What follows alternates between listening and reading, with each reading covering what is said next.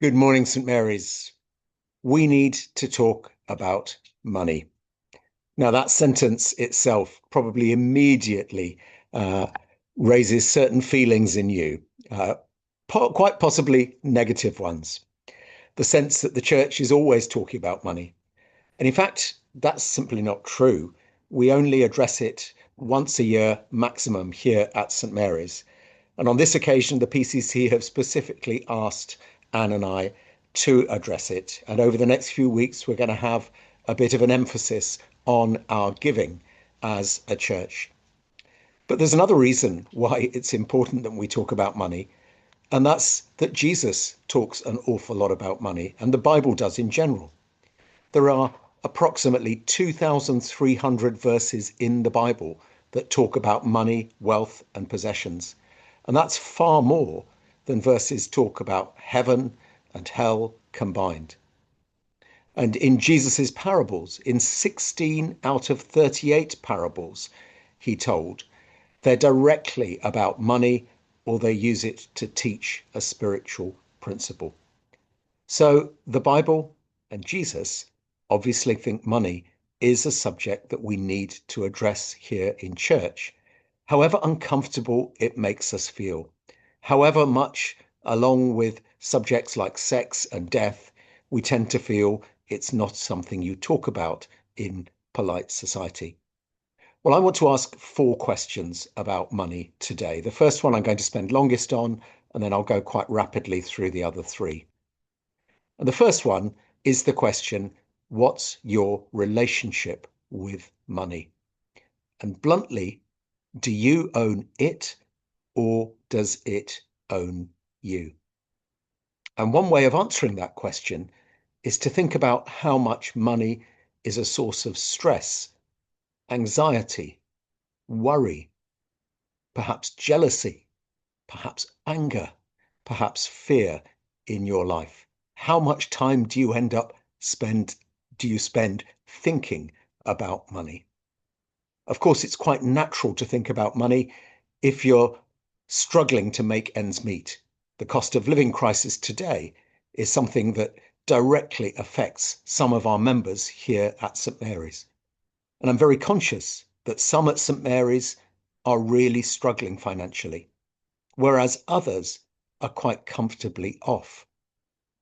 And actually, the amount that we worry about money doesn't seem to depend on how much we have. There are plenty of billionaires who seem to spend all their time worrying that they haven't got quite as much as somebody else. And there are plenty of people who fit all the definitions of poverty and yet seem not to worry about money at all. The fact is that our relationship with money is a window onto our soul. It says an awful lot about our priorities and about who we really are. Now, let's get one thing absolutely straight. There's nothing wrong with money in itself. There's nothing wrong with having money. There's nothing wrong with wealth. Earning money honestly, inheriting it, investing and getting money that way can all be good things. Abundance is sometimes in the Bible described as a blessing from God. Wealth itself is not the enemy. It's simply a tool. But like any tool, it can be used for good or bad. And the fact is that money comes with dangers. And Jesus is absolutely explicit about this. He has plenty to say about the dangers of money. Jesus says, where your treasure is, there your heart will be also. Jesus also says, the love of money is the root of all kinds of evil. Actually, that's not Jesus directly, that's in the book of Timothy. Notice, and this is so often misquoted, it does not say money is the root of all evil. It's the love of money that's the root of all kinds of evil. So why is money so alluring? Well, it claims to provide some things that we all want. Money claims to provide security. We're told that if we have enough, and we believe so often that if we have enough, we'll be safe. if we've paid off our mortgage, if we've got a good pension, if we have savings, then we don't need to worry. But that's simply not true. Money is very uncertain. In the book of Proverbs, we read, "Cast but a glance at riches, and they're gone, for they will surely sprout wings and fly off to the sky like an eagle." Do you remember that story that Jesus told about somebody who built bigger and bigger barns to store more and more grain? And the point of that story is not so much about farming or about grain, it's about money. It's about somebody who thought he would do well by having more and more riches. And then suddenly he died, and he couldn't take any of it with him. The fact is, money doesn't give us true security. Our only true security, certainly our only eternal security, is in God through Christ. And then secondly, money claims to give us status. We are in a status-obsessed culture today. And money offers the illusion that it can make us seem better to others. Do we have the right car? Do we have the latest iPhone? Do we have those trainers that everybody wants? Is our house beautiful and large? Is it impressive? We think that money buys us status. But in the end, our status comes from who we are in God, from being made in God's image. Again, to quote from the Bible, the book of Deuteronomy says, "When you build fine houses and settle down and your silver and gold increase, then your heart will become proud and you will forget the Lord your God." Sadly, many people who are searching desperately for status lose their faith. There is a huge danger if we start to think that money can gain us these things. And then thirdly, money offers satisfaction. The whole principle of advertising is based on this. The idea that if you buy this, you will get that, or you will become that. Buy this and you'll be happy. Buy this and you'll be healthy. Buy this and you'll live longer. Buy this and you'll look better. And it's a lie. Because whatever you buy, you always want more. You will never be satisfied. That's the problem with riches. Riches don't satisfy. They simply make you greedy for more. Money doesn't set us free. It can actually very easily enslave us. Think of credit cards. Think of those social media algorithms that target your deepest desires. Think of how gambling and lotteries work. Think of get-rich schemes, cryptocurrency and others. Of course, as we heard from 1 Timothy, those who want to get rich fall into temptation and a trap and into many foolish and harmful desires that plunge people into ruin and destruction. For the love of money is a root of all kinds of evil. So, what is your relationship with money? Is it a healthy one or is it an unhealthy one? And I'm going to come back to this after I've looked at the 3 other questions briefly, because when we get our relationship with money right, by being generous with it, by giving, not just getting, then everything else begins to fall into place. Generosity breaks the chain of fear. It can set us free from the grip of money, from its addiction. So, second question, a very simple one, why do we give?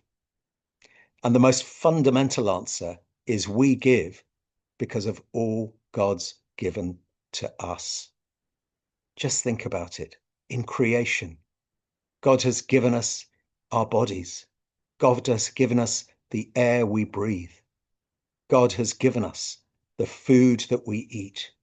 The whole of creation is made by God, and we're allowed to use it and enjoy it. We don't own it. but God allows us and blesses us with it. But more than that, God has given us his own son, Jesus, who died for our sins on the cross. God has given us the greatest gift of all. As the hymn says, were the whole gift of nature mine, that were an offering far too small, love so amazing, so divine, demands myself, my life, my all. We can never give back to God as much as he's given to us, but at least we can give something back in response. But secondly, and quite bluntly, we give because the church needs it. St. Mary's Church doesn't run on prayer and air. St. Mary's Church has an annual budget that has to be met. And no Church of England church, certainly not ours, receives a single penny from the government. We have to raise our funds. We do get some support from the diocese, but we also have to pay to the diocese towards Anne's salary and all our other costs. Our church needs money if we're to keep this beautiful 800-year-old building going, but more importantly, if we're going to be able to serve our community and provide a place for worship for the next 800 years, then we need to support that financially. We also give not just for ourselves, not just for St. Mary's, but because we can help others. A healthy church doesn't just receive money, it gives money. Every single church that I have ever been involved in has given to mission, not to charity, but to mission, to helping God's mission in the world, locally and globally. And it's vital that we do that here at St. Mary's as well. It's something historically we've always done. Giving expresses our thanks to God. Giving deepens our trust in God. If we trust in God by risky giving, we're less likely to put our trust in money with all its dangers. And giving sets us free from the hold of money, sets us free to actually be far more happy and joyful in our lives. So there's a whole bunch of good reasons for giving. Why do we give? And then what do we give? Well, quite simply, we give our time, we give our talents, and we give our tithe. I'll come back to that word tithe. I'm using it as code here for money. So it's not just about money. Earlier this week, Anne and I went with some of the other Southall clergy for an away day, and we went to St. Mary's Church in Denham, just on the edge of West London. And on the wall of the meeting room we were in was this poster. I took a picture of it to share today because this talks about generosity at another St. Mary's Church. It quotes 1 Timothy, do good, be rich in good deeds, be generous and willing to share. And on the right-hand side of the picture, you can see the ways in which people give with their time and their talents. Sharing our toys, particularly for children, obviously. Giving through kind words. Giving with our practical help. Going on rotas. Taking part in activities. Giving with our actions. Giving with the way we look after God's creation. Giving by getting involved in our local school, not Denham Village School, but St. Mary's School. And then on the other side, how financial giving from that St. Mary's Church helps a certain number of charities that are mentioned there, Christian organizations that help us take part in God's mission in the world. Now, tithe, that word literally means 10%. And back in the Old Testament, that was the principle, that people gave 10% of their income to God. And what's important is it was what was called the first fruits. It was the first 10%. Back then, nearly everybody was involved in farming or growing vines or olives. And your first fruits was literally the first 10% of the fruits of your labor. Before you took money or fruits from your fields to feed your own family, you gave to God. That came first. So for a church, this should be the first thing in our budget, what we give away, before we start looking at our own expenses. For us as individuals, our giving to God should come as soon as our salaries or whatever money we receive comes into our accounts. Before we pay our rent or mortgage or bills or put money aside for a rainy day, we should give to God first. Now, that idea of the tithe in the Old Testament isn't something that we have to take literally for ourselves today. We are free to give whatever we want. Some people give far more. I know of wealthy Christians who have said they're going to do a reverse tithe. They're going to live off 10% of their income and give away 90%. That sets them free. That liberates them in so many ways. The reading that we had today from 2 Corinthians 9, 6 to 15, and if you weren't in church, I encourage you to look up that passage, says this: each of you should give what you've decided in your heart to give, not reluctantly or under compulsion, for God loves a cheerful giver. So we're not tied to that 10%, but it's a really helpful guideline. And I've found that so in my life. Many, many others have too. The Church of England recommends that we aim to give 10%, 5% to your local church, and 5% to other Christian organizations, mission organizations, charities. And I'll come on to how we can do that on the next slide. So why do we give? What do we give? And how do we give? Well, firstly, freely. I've just talked about that. This isn't about obligation. This is about our desire to give back to God. We've received so much. Let's freely give. Similarly, joyfully.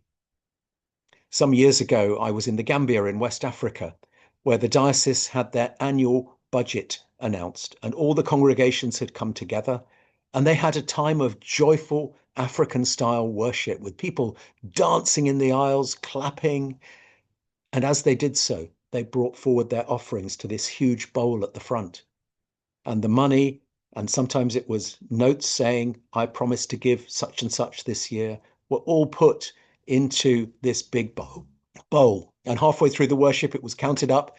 And they said, thank you, everyone. We've received so much already, but we haven't quite met our budget yet. So let's keep worshiping and let's keep giving.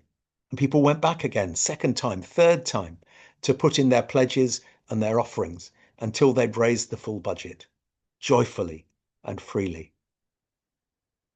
And we are encouraged to give generously because none of us can ever be as generous as what God has given to us. And I encourage you to take a moment to think of a time when you have received somebody else's generosity, unexpected. When somebody has done something for you, either given you something or spent time with you, who's shown you their love in a practical and tangible way, generously, undeserved. It's humbling to receive that generosity. But you know what? It's more blessed to give than to receive. Learning to be generous to others. Don't do it in public. Don't do it to get attention. Do it just quietly. Be generous. You can even do it anonymously. Be generous and you will be blessed. Freely, joyfully, generously, regularly. It's impossible for churches or Christian organizations to budget unless they have some idea of how much money is coming in. And so we strongly encourage our members here at St. Mary's to give regularly, to give every week or every month. You can do that through the collection plate or the sum up machine in church. But we encourage people most of all to do it through something called the parish giving scheme. It's an online direct debit that goes from your account, and you can set it up to go the day after your salary comes in. It's a way of giving regularly in a committed way to what we're doing. And charities need that. It's why it's important that churches don't just randomly decide this year we'll support so-and-so, that year we'll support so-and-so, but are committed to particular organizations over the long term. It's the only way that organizations can actually be sustainable. And it's good to give strategically, to think about God's mission in the world and how our giving can help that.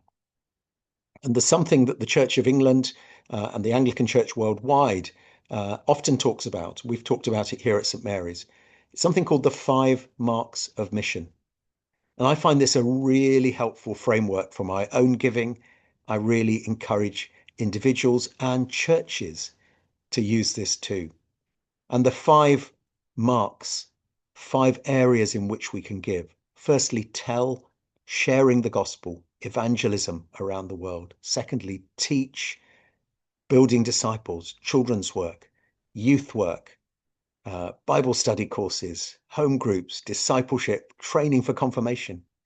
Thirdly, tend, caring for those in need, giving to organizations that tackle poverty, that tackle the stigma of those who are involved in human slavery, who are the victims of that, those in prison. And then treasure, caring for God's good creation, caring for the environment. And finally, transform, tackling injustice, standing up to those who are causing injustice in our world.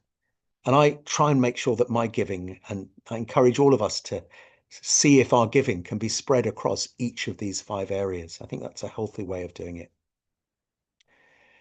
So back to the question we started with. What's your relationship with money? Does money own you, or do you own it and give it away? And I'm reminded of an illustration of 2 seas that we find in the Holy Land, the Dead Sea and the Sea of Galilee.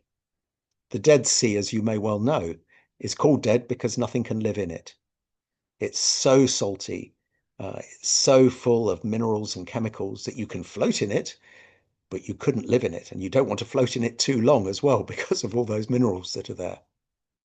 The Sea of Galilee, on the other hand, is teeming with life, with fish, with birds, with so much more. So what's the difference between these 2 seas?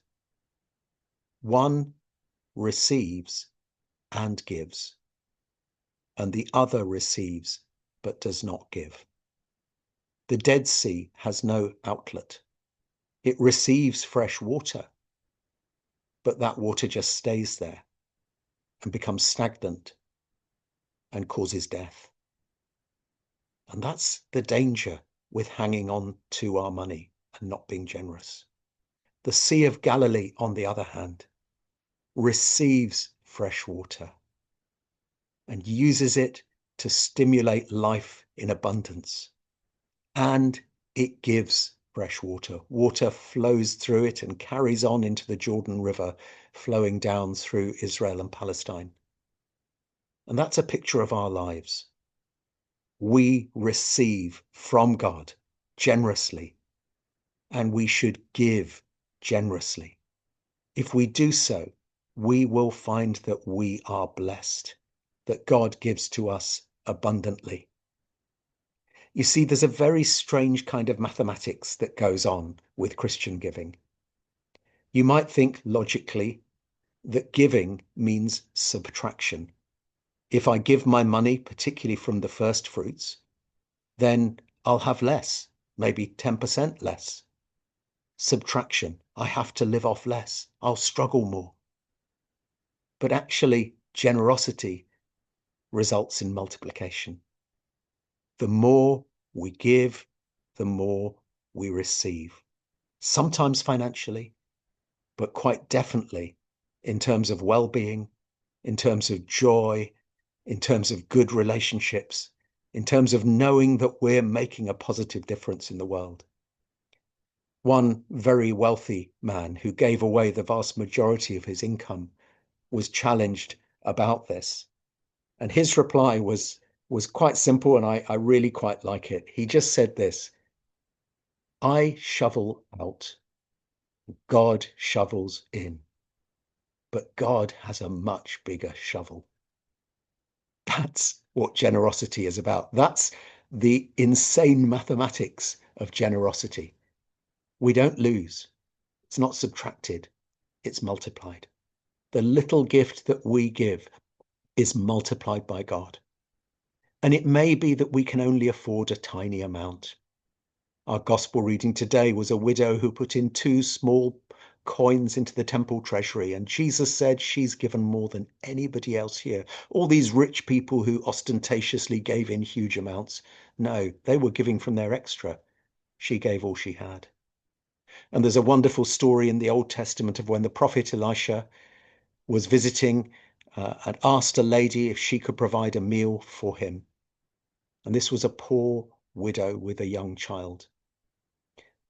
And she said, I only have a tiny bit of grain and a tiny bit of oil. I was going to make my last meal for me and my son before we die. But you're God's prophet. I will feed you. And she fed Elisha. And guess what? The oil and the grain never ran out. She found that God multiplied and gave back to her for her generosity. She was like the Sea of Galilee, producing life and more life.